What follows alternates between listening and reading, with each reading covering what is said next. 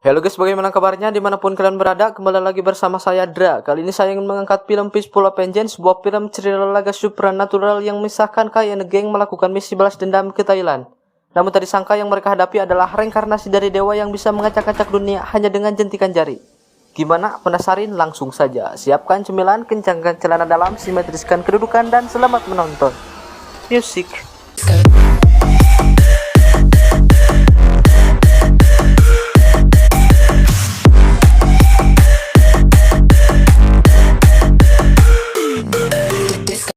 Kisah dimulai Kai, Lusin, dan Tommy mendatangi sebuah klub yang ada di Bangkok, Thailand karena memperoleh petunjuk dari suatu barang yang ditinggalkan si pembunuh Jenny. Kai dan Lusin masuk ke klub tersebut untuk mencari petunjuk yang lebih dalam tentang si pembunuh, sedangkan Tommy malah asik dengan seorang gadis. Lalu kita diperlihatkan seseorang yang sedang menyerap energi beberapa pengunjung. Kai dan Lusin melihat orang aneh yang terlihat seperti mayat hidup. Lalu tiba-tiba menyerang mereka tak tinggal diam, Kai dan Lusin pun melawannya. Lalu Tommy membawa gadis untuk mantap-mantap di angkot. Setelah itu gadis mencampurkan racun ke minuman Tommy. Si gadis duduk membawa minuman dan bertanya tentang batu yang dipegang Tommy untuk mengalihkan perhatiannya. Ternyata batu itu ditemukan di genggaman mayat Jenny. Tommy menelusuri dan sumber material itu mengarah ke Thailand. Tommy yang sadar bahwa gadis itu adalah Jiangxi atau gadis jadi-jadian. Dia menjabak lalu mendorongnya. Jiangxi adalah penyerap energi manusia agar tubuhnya abadi. Lalu Jiangxi turun menyerang Kai dan Lusin berdampingan dengan Tommy yang terbocok oleh gadis yang kuat. Dia memukul kepalanya dengan botol. Kai yang ngeluarin jurus goyang dua jarinya dengan cepat dan efektif. Lalu Tommy membunuh gadis itu dengan kerisnya, sedangkan Kai dengan jurus asasinya. Lanjut tiba-tiba pesta klub dan semua orang berhenti, entah kenapa sebabnya, namun salah satu dari mereka berbicara secara bergantian. Mengundang Kai dan teman-temannya mendatangi penggalian arkeolog kuil Silom jam 8 pagi. Dan pesta klub serta semua orang kembali normal. Kai menelpon Tommy memberitahukan semuanya. Pagi hari tiba mereka berangkat menuju kuil Silom. Mereka berdiskusi tentang ini adalah jebakan. Namun Tommy yakin jika ini adalah jalan terbaik mengungkap pembunuh Jenny.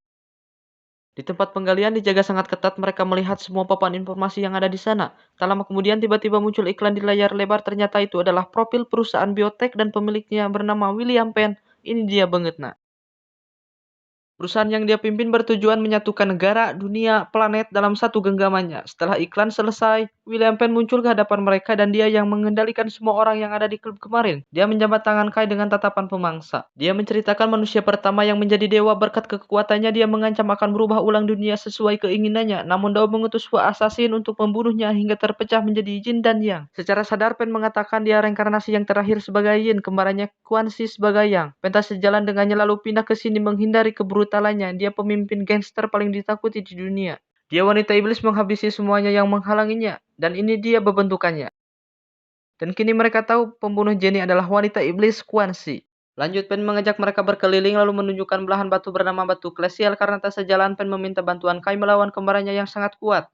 Mereka akan dibantu pendanaan oleh kolega Penn. Dia memberitahu kembarannya akan ke Hotel P untuk menghadiri pertemuan 5 triad memperkuat kekuatannya. Lusin menolaknya karena misi itu tak masuk akal. Keamanan Hotel Bintang 5 yang sangat-sangat ketat, ditambah pasukan dari 5 gangster yang pastinya berjaga, sulit ditembus. Hese pokoknya mah. Namun Tommy yang amarahnya sudah memuncak, tanpa pikir panjang dia menyetujui untuk membunuhku dari Hotel P. Kai siap membunuhnya dan berangkat sendiri untuk membunuhku. Mereka pun pergi. Lanjut di penginapan mereka berdebat, adu mulut pegede-gede sungut. Tommy yang kekeh ingin balas dendam, Lusin yang menolak karena tak ada rencana dan itu sama saja ngantri nyawa. Tommy yang sedang ahulang sambil mencari informasi didatangi Kai lalu mengajari menggunakan senjata. Tak lama kemudian Lusin datang dengan berita buruk bahwa kolega William Penn yang akan membiayai mereka tiba-tiba memblokirnya. Dan untungnya Tommy ada kenalan di Thailand yang pasti siap membantu. Kenalan Tommy sedang di taksi berbentuk bemo ya guys ya, dia bernama Freya dan ini dia parasnya. Mereka pun saling sapa. Lalu kita diperlihatkan cewek yang agak sadis, dia menginterogasi anggota gangster dan tak lama kemudian orang tersebut bisa buka mulut.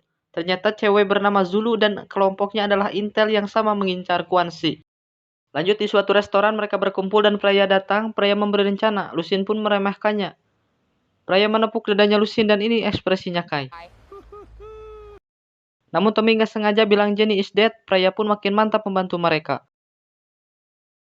Keesokan harinya mereka berkumpul di suatu tempat. Freya memberikan sebuah alat yang akan berguna nantinya. Mereka semua lari mendekati hotel dan melihatku bersama anak buahnya datang.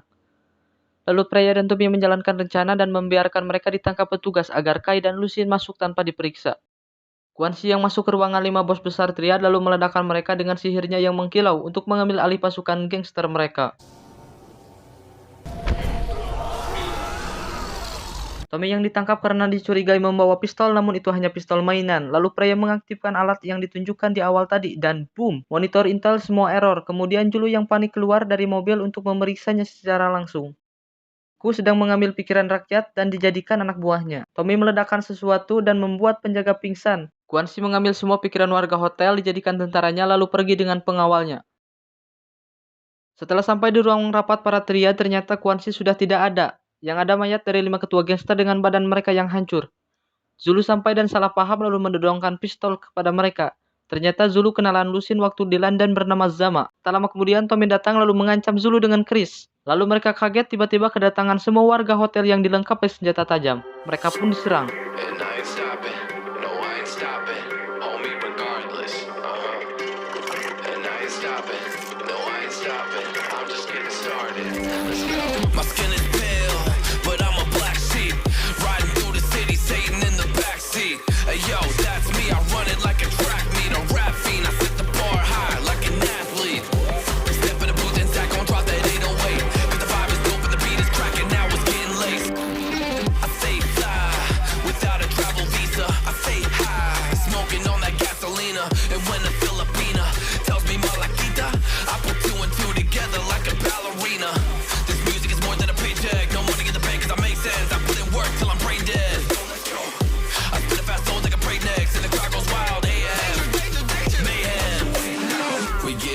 Homie, day and night. Got the party jumping, about to break the ice. Stay up on my grind, that's my way of life. I got tunnel vision, I'ma chase that ray of light.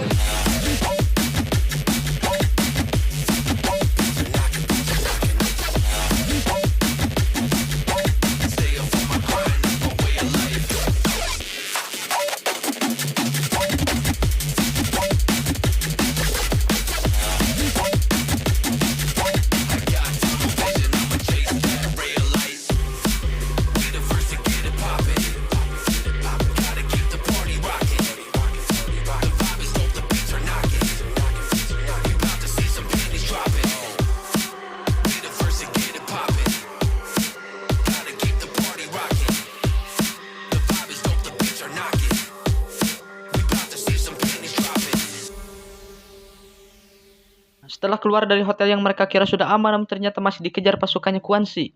Lusin menyenggol mobil musuh dan dia belok ke jalan yang padat penduduk agar mempersulit pengejarannya. Hingga mereka berhenti karena jalannya buntu di tengah pasar. Pasukan Quan Shi mengepung dan siap menghujani mereka dengan peluru. Baru beberapa peluru yang mereka tembakkan, Quan Shi menelpon agar membawa mereka kepadanya hidup-hidup. Pasukan Quan Shi pun berhenti. Pasukan Kai yang menyerang musuh memanfaatkan bekas peluru yang musuh buat hingga musuh nggak ada pilihan lain. Mereka melemparkan gas menembak gas tersebut hingga meledak, mobil pun terbakar dan terguling.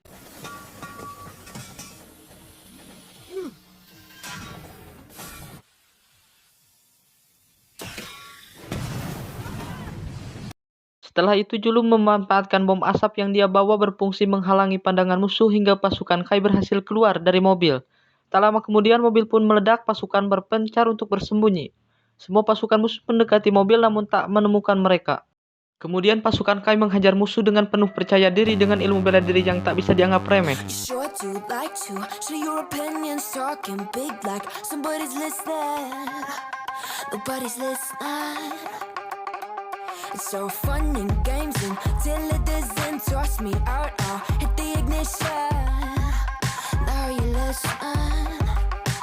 Setelah menghabisi musuh, mereka lari ke dermaga untuk berlayar menggunakan perahu dan menuju ke rumah Saman, tempat pamannya Freya.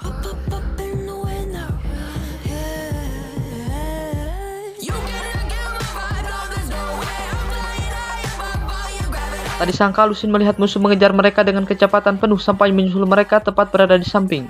Namun mereka mendorongnya hingga menabrak pembatas. Lalu yang satu lagi masih mengejar namun akhirnya menabrak perahu yang sedang melintas.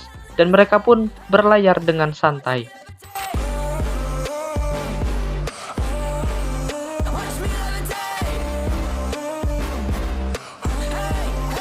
Mereka pun sampai di rumah Saman dan disambut baik oleh nelayan yang dekat dengan Freya.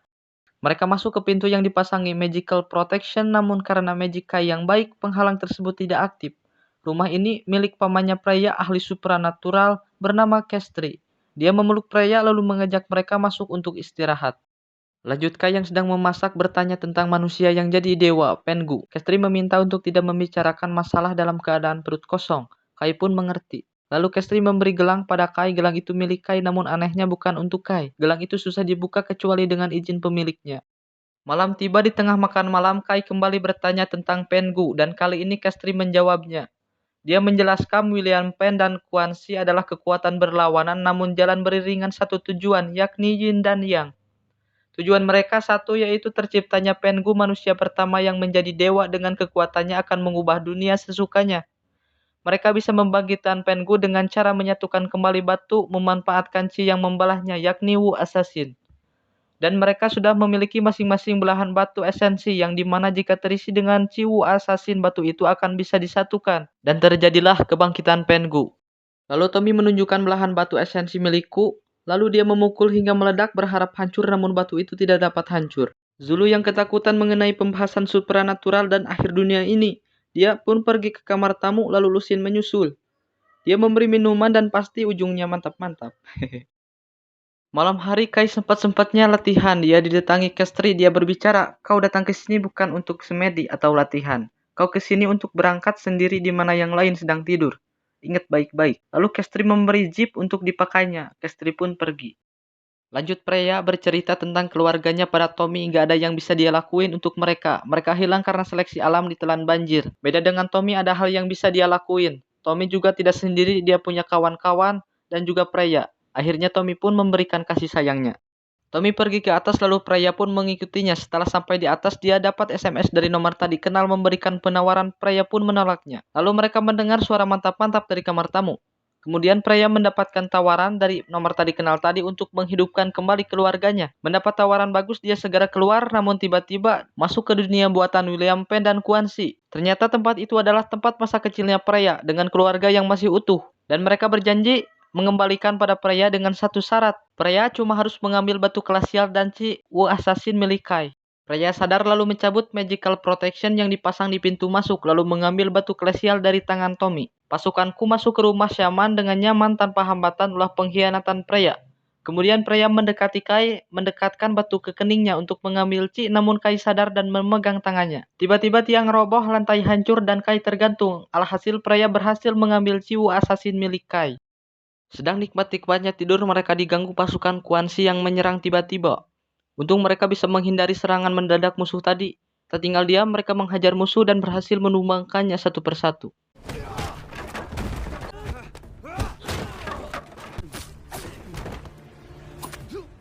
Lalu Kai bercerita Freya berkhianat dan membawa batu klasialnya. Kai menyuruh Tommy bergegas ke jeep namun jeep tersebut susah dihidupin. Sementara Kai dilawan dua orang dengan magic yang kuat yakni bodyguardnya Quan Chi hingga Kai dihajar habis-habisan.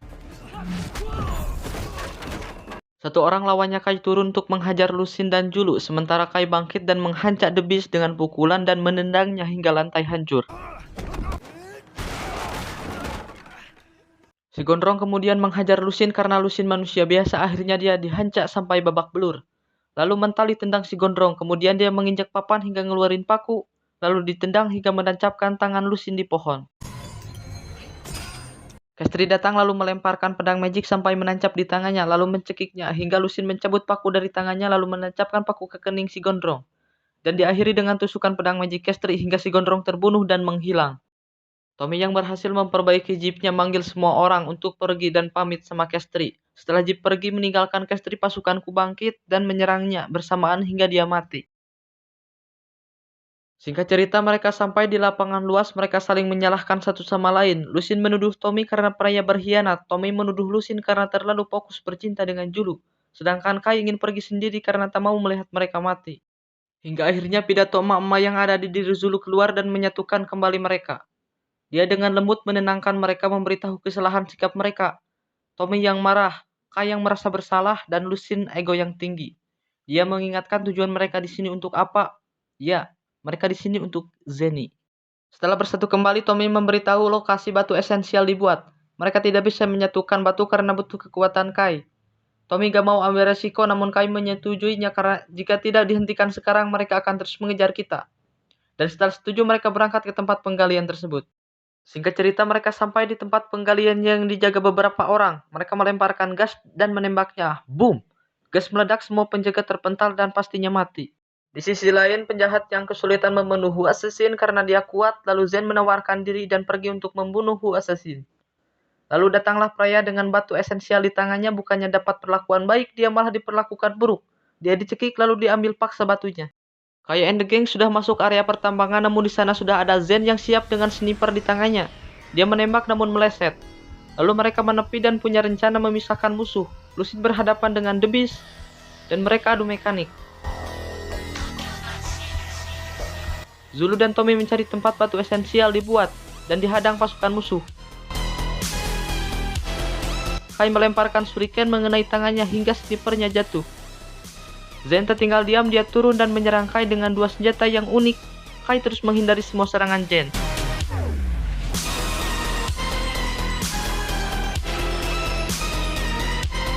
Lanjut Zulu dan Tommy yang didatangi Quan Chi, mereka dihajar Ku dengan tombaknya dan dia berhasil melukai kaki Tommy.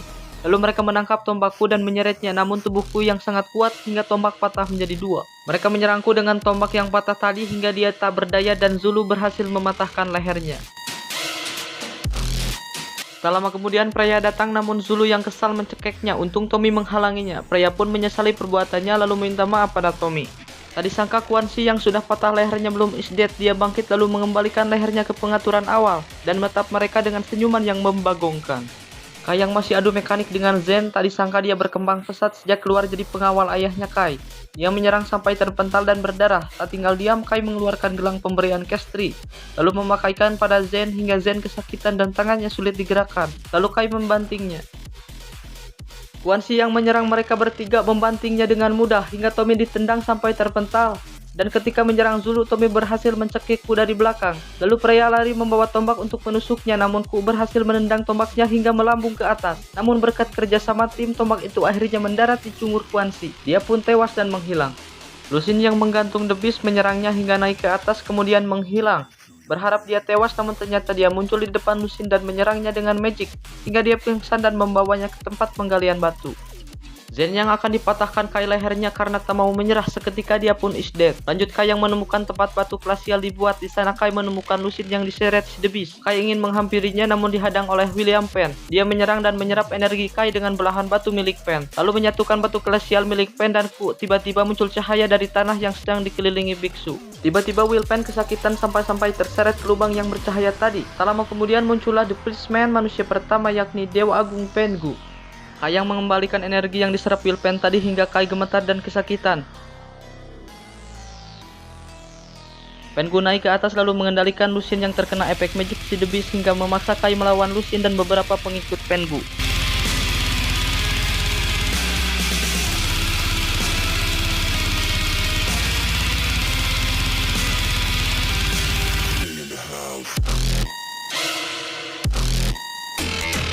Pindah ke mereka bertiga yang baru sadar karena efek ledakan is dead-nya si Quan Chi. Mereka bangun lalu membantu Tommy berdiri karena kaki Tommy terluka. Setelah Lucid sadar, Pengu bukannya bertarung, dia malah kabur ke dimensi yang berada di bawah tanah. Kai melompat untuk mengejar, namun dia mendarat di tangan Pengu. Lalu Pengu membawanya ke dimensi lain. Setelah sampai di dimensi lain, Pengu menghajar dengan serangan yang kuno namun mematikan. Hingga Kai terpental lalu dicekiknya. Tak tinggal diam, Kai melawan dengan satu tangan karena dia tidak bisa terbang. Pengu menekan titik kekuatan Kai hingga kesakitan. Tanpa pikir panjang, Lucid melompat dan masuk ke dimensi mereka berada dan menendang Pengu hingga melepaskan tangannya Kai. Pengu kewalahan melawan dua orang karena kekuatannya tinggal sebagian disebabkan Quan Chi yang is dead. Lalu Pengu dicekik, Lucid dan Kai mengeluarkan jurus Wu Assassin-nya.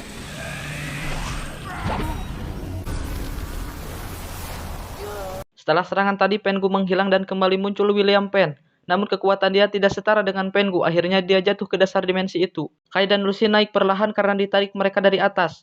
Mereka semua pun selamat, meski dengan luka yang parah. Mereka semua pergi dan mengambil napas dengan tenang. Cerita Iko Uwais sebagai Kai Wu Assassin pun selesai. Dan dunia terselamatkan. Terima kasih yang sudah nonton.